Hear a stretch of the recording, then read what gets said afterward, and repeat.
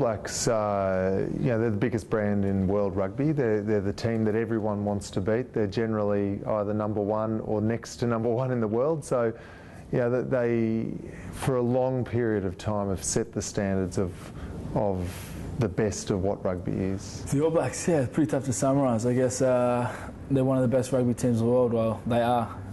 They've been setting the benchmark for ever since I can remember. So it's always one of those games when Australia plays New Zealand that you just want to get on top of them, and I guess it's a pinnacle of rugby.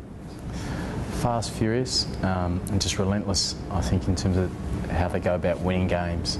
There's just an intensity of the way they start games, which is unlike any other team. And it's almost like they're throwing the challenge to you after they've obviously done the haka to this is how we're going to play. Can you join us? If not, we'll just blow you off the park. And they're great matches to play for that very reason.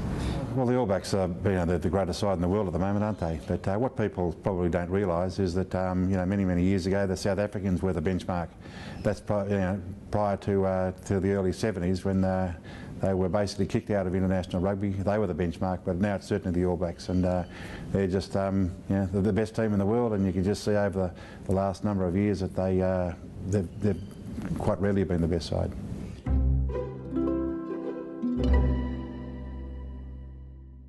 The Trans-Tasman rivalry is so fierce because we've been going at it so long.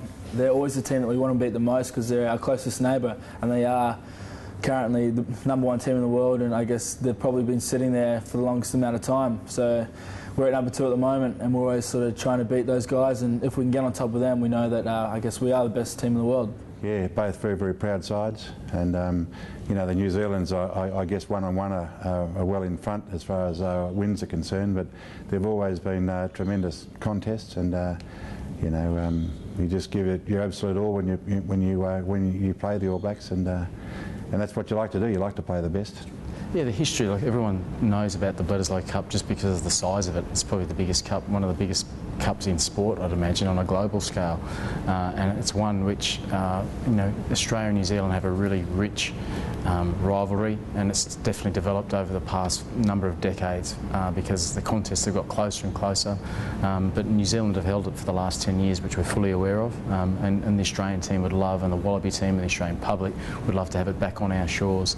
And I'm sure those Wallaby players would love that experience of, celebrating after a test match and filling that cup and passing that around. It's one of those special moments, and it means a lot to both countries. I've heard comments along the lines of, we might get the Tri-Nations this year, but if we hang on to that Bledisloe Cup, that's the main one we want to hang on to. So it means a lot to both countries. When we got it back in '98, that was so important for us because we were a team that were improving all the time.